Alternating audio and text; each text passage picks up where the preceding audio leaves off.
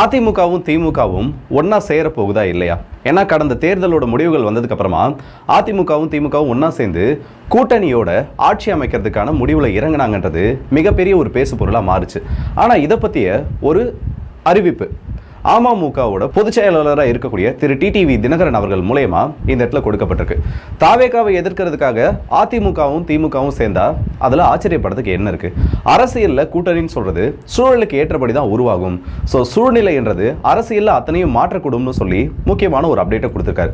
இன்னொரு பக்கம் பார்த்தோன்னா இன்னைக்கு விழுப்புரம் மாவட்டத்தில் நடந்த அதிமுகவோட செயல் வீரர்கள் கூட்டத்தில் சி.வி. சண்முகத்தோட ஆதரவாளர்கள், முன்னாள் மாவட்ட செயலாளரோட ஆதரவாளர்கள், இப்போதைய மாவட்ட செயலாளராக இருக்கக்கூடிய அவரோட ஆதரவாளர்களை மிக மோசமான முறையில் தாக்கியிருக்காங்க. சி.வி. சண்முகம் அவர்கள் தாவேகாவில் சேரணும்னு சொல்லியும் சில கோஷங்களை எழுப்பியிருக்காங்க.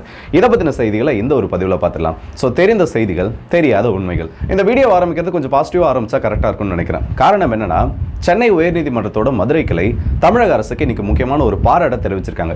என்னன்னு பார்த்தோன்னா, புதுக்கோட்டை அருகே இருக்கக்கூடிய ஒரு நீர்நிலையை ஆக்கிரமித்து அமைக்கப்பட்ட சாலையை அகற்ற கோரி ஒரு வழக்கானது தொடுக்கப்படுது.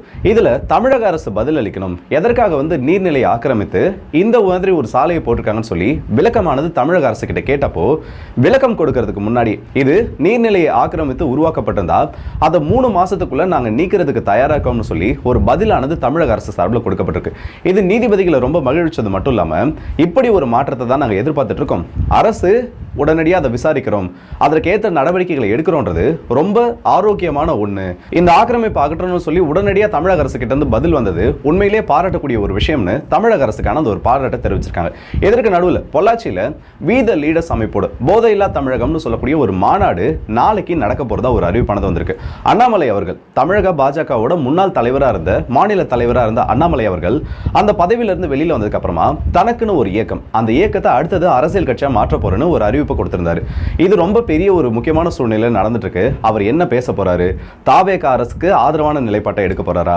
திராவிடத்துக்கு ஆதரவான ஒரு நிலைப்பாட்டை எடுக்க போறாரா? இல்ல இது சாதாரணமான ஒரு கூட்டமா நடக்க போகுதா?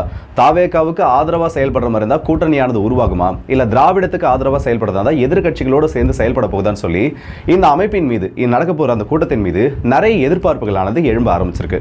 இதற்கு நடுவில் இன்னும் ஒரு முக்கியமான செய்தியா வந்திருக்குது. என்னன்னா, பழனி மலையில் இருக்கக்கூடிய முருகர் கோவிலுக்கு சொந்தமான 100 கோடி ரூபாய்க்கும் அதிகமான கோவிலுக்கு சொந்தமான நிலங்கள் ஃபேக்கான டாக்குமெண்ட்ஸ் ரெடி பண்ணி இந்த இடத்துல பட்டா மாற்றம், அதற்கான டாக்குமெண்ட் ரெஜிஸ்ட்ரேஷன் நடந்ததா குற்றச்சாட்டுகளானது வந்திருக்கு. இது சம்பந்தப்பட்ட வழக்குகளும் இருக்கு. ஸோ அது தொடர்பான நடவடிக்கைகள் உடனடியாக எடுக்கப்படும். கோவில் சொத்துக்களை ஆக்கிரமித்துள்ளவர்களின் மீது யாரெல்லாம், சில நபர்கள்லாம் அது கோயிலோட இடம்னு தெரியாம வாங்கினவங்க இருப்பாங்க, அவங்களை ஏமாத்தின சில நபர்கள் இருப்பாங்க, அவங்க மேலெல்லாம் உடனடியாக நடவடிக்கை எடுக்கப்படும். தமிழக அறநிலைத்துறை சார்பில் ஒரு அறிவிப்பும் வெளியிடப்பட்டிருக்கு. விழுப்புரம் மாவட்டத்தோட முன்னாள் அதிமுக மாவட்ட செயலாளர் திரு சி.வி. சண்முகம் அவர்கள் இப்போ மயிலம் தொகுதியில் ஜெயிச்சு சட்டமன்ற உறுப்பினராக, அதிமுகவோட ஒரு சட்டமன்ற உறுப்பினராக இருந்துட்டு இருக்காரு. அதிமுகவில் எடப்பாடி பழனிசாமி அவர்களோட தலைமைக்கு எதிராக போர்க்கொடி தூக்குனதுனால இவரோட மாவட்ட செயலாளர் பதவியானது பறிக்கப்பட்டது. இப்போ அந்த பதவியில பசுபதினு சொல்லக்கூடிய ஒருத்தர் மாவட்ட செயலாளராக அதிமுகவோட தலைமையினால் அறிவிக்கப்பட்டிருக்காரு. இன்னைக்கு அதிமுகவோட செயல் வீரர்கள் கூட்டமானது நாட்டார்மங்கலம் பகுதியில் நடத்தப்பட்டது. அதுல முன்னாள் மாவட்ட செயலாளர் இருக்கக்கூடிய திரு சி.வி. சண்முகம் அவர்கள் அழைக்கலன்னு சொல்லி அவரோட ஆதரவாளர்கள் மிகப்பெரிய ஒரு வாக்குவாதத்தில் ஈடுபடுறாங்க. இந்த வாக்குவாதமானது அடுத்த கட்டத்தை நோக்கி ஒரு கைகலப்பா போக ஆரம்பிக்குது. இந்த கைகலப்பு ரொம்ப மோசமான ஒரு நிலைமை அடையுது.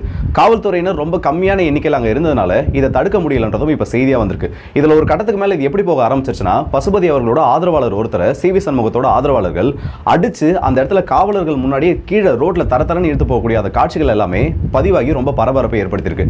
இது சி.வி. சண்முகம் அவர்களுக்கும் அதிமுகவுக்கும் நடுவில் இருக்கக்கூடிய அந்த பிரிவை காமிக்கிறதாவும் அங்க இருக்கக்கூடிய நபர்கள் கருத்து தெரிவிச்சிருக்காங்க. இதுக்கு நடுவில் இருக்க அங்க சி.வி. சண்முகத்தோட ஆதரவாளர்கள் நிறைய பேர் இருந்தாங்க. அதுல ஒரு தரப்பினர் என்ன பண்ணிட்டாங்கன்னா, மதிப்பு கொடுக்காத கட்சியில நம்ம இருக்க வேணாம், நம்ம தாவேகாவை நோக்கி நகர வேண்டிய ஒரு காலம் வந்துருச்சுன்னு சொல்லி சில கோஷங்களை எழுப்பினதாகவும் இந்த இடத்துல செய்திகள் வந்திருக்கு. சரி, ஓகே, இந்த பிரச்சனைலாம் இப்படி போயிட்டு இருக்கு. இப்போ கரூர்ல விஜய் அவர்கள் பேசினதுக்கு அப்புறமா, தமிழக முதலமைச்சராக இருக்கக்கூடிய திரு விஜய் அவர்கள் பேசினதுக்கு அப்புறமா அது மிகப்பெரிய அளவுல பெரிய ஒரு வைரலான விஷயமா மாறிடுச்சு.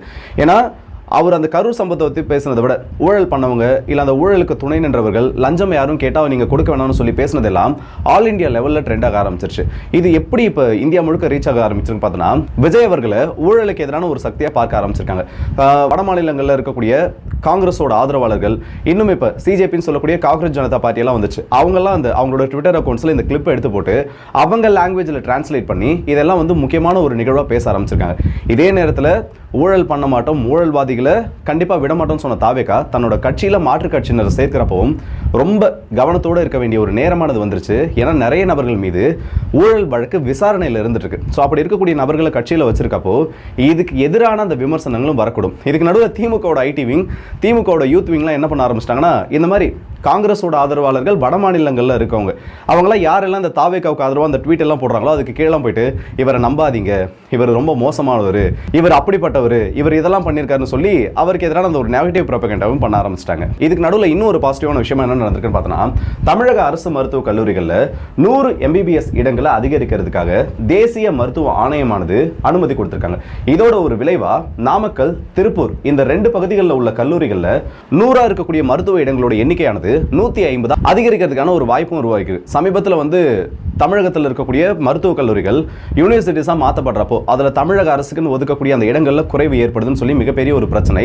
அதை யார் யூனிவர்சிட்டியாக மாற்றுறதுக்கு, ஏன்னா இந்த மாதிரி அரசு சம்பந்தப்பட்ட இடஒதுக்கீடுகள் அதில் இருக்கிறப்போ அதை யூனிவர்சிட்டியாக மாற்றுறதுக்கு நிறைய ப்ராசஸ் இருக்கு. ஆனால் அதை எதையுமே ப்ராப்பராக ஃபாலோ பண்ணாமல் கடந்த ஆட்சியில் லஞ்சம் வாங்கிட்டு அதை யூனிவர்சிட்டியாக மாற்றுறதுக்கான அப்ரூவல் கொடுத்துருக்காங்கன்னு மிகப்பெரிய அளவில் பிரச்சனைகள் வந்ததும் இதில் கவனிக்க வேண்டிய ஒரு விஷயமா இருக்கு.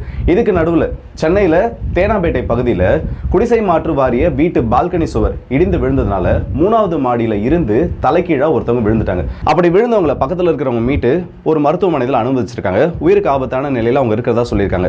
ரொம்ப வொஸ்டான ஒரு கன்ஸ்ட்ரக்ஷன். அதிகமாக சிமெண்ட்டை யூஸ் பண்ணாம பேருக்குன்னு ஒரு கலவையை யூஸ் பண்ணதுனால தான் அந்த சுவரானது சரியா இல்லை. ஆல்ரெடி அந்த சுவரில் பிரச்சனை இருந்ததுனால தான் அது இடிக்கப்பட்டு மீண்டும் கட்டப்பட்டதா சொல்லப்படுது.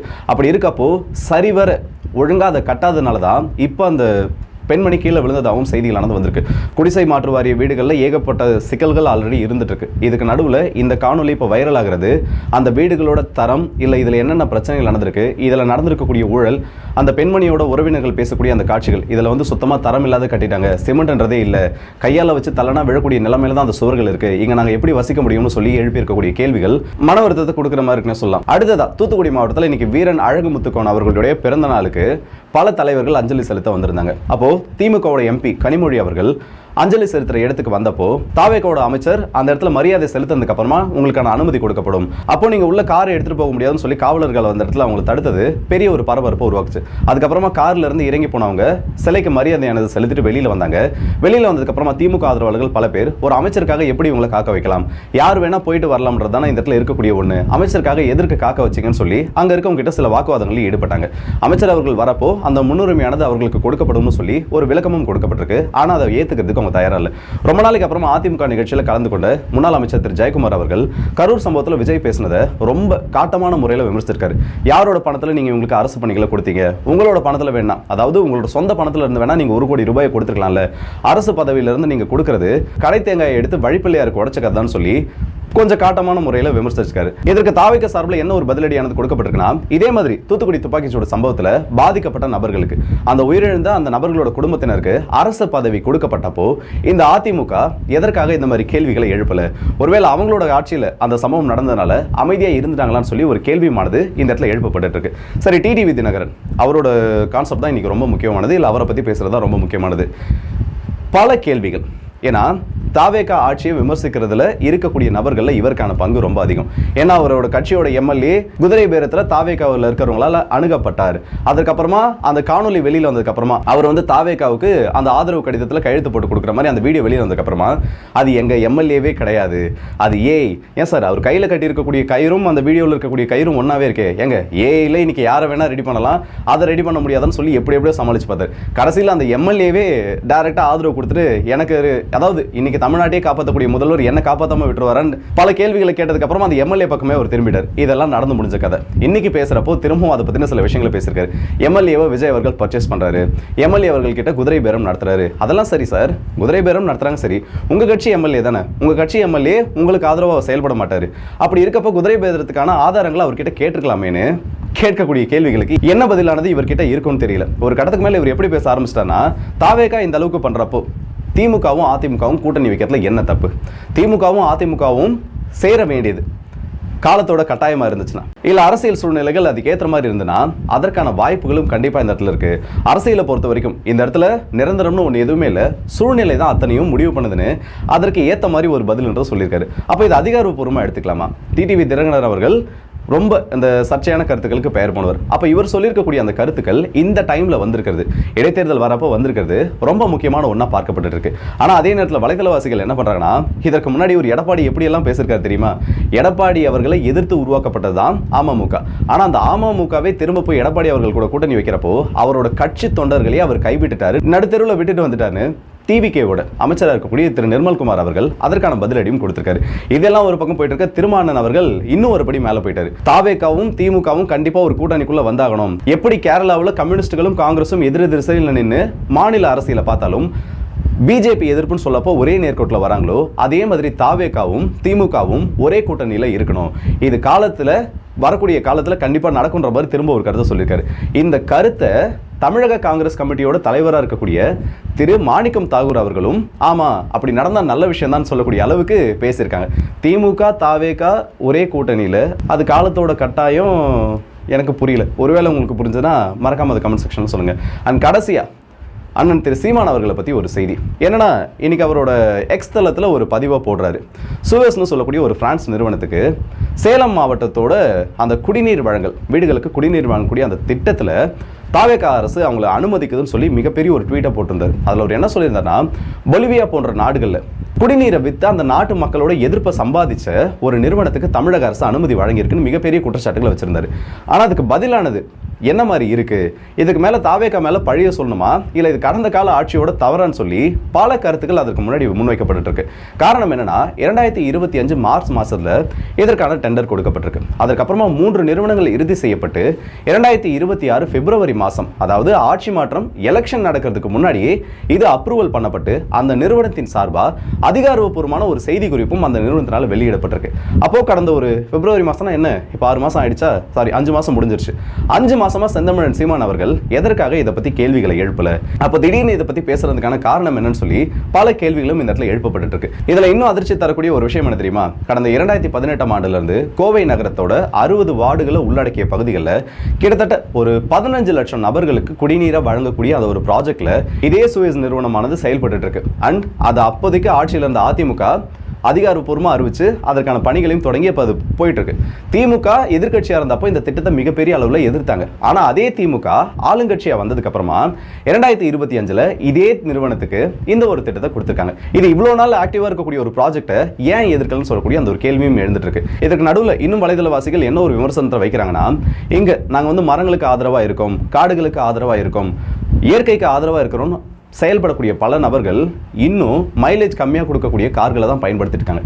ஈவிக்கு மாற்றுன்னு சொல்லி இன்னும் ஃபாசல் ஃபியூல்ஸ் இருக்கக்கூடிய பெட்ரோல் டீசலை பயன்படுத்தக்கூடிய கார்களை தான் பயன்படுத்திட்டு இருக்காங்க. செல்போன் 5G செல்போன்ஸை பயன்படுத்திட்டு இருக்காங்க. இவங்களே அந்த மாற்றத்தை முன்னெடுக்காதப்போ எப்படி இந்த உலகம் மாறும்னு சொல்லி ஒரு கேள்வி எழுப்பியிருக்காங்க. அந்த கேள்விகள்ல நியாயமும் இருக்க தான் செய்யுது. ஸோ இதை பத்தி உங்களோட கருத்துக்கள் என்னன்னு சொல்லி மறக்காம கமெண்ட் செக்ஷன் சொல்லுங்க. திமுகவும் தாவேகாவும் ஒரே கூட்டணியில் இருக்குன்றது இப்போதைக்கு பிராக்டிக்கலா பாசிபிளா இல்லாத ஒரு விஷயமா தான் தெரியுது. ஒருவேளை அப்படி இருந்தா உங்களோட ஆதரவு திமுகவுக்கோ இல்ல தாவேகாவுக்கோ தொடரும் மாட்டதான் உங்களோட பதில சொல்லுங்க. ஆனா அதோட முக்கியமான ஒண்ணு, அதிமுகவும் திமுகவும் சேர்ந்தா அந்த தொண்டர்களோட மனநிலைமை, நீங்க அந்த தொண்டரா இருந்தா அந்த கட்சிகளோட கூட்டணியை ஆதரிப்பீங்கன்றதையும் மறக்காம கமெண்ட் செக்ஷன்ல சொல்லுங்க. ஸோ அடுத்த வீடியோ சந்திப்போம். அதுடன் இந்த முடிப்பது உங்கள் ராஜேஷ் கண்ணன். தெரிந்த தகவல்கள், தெரியாத உண்மைகள்.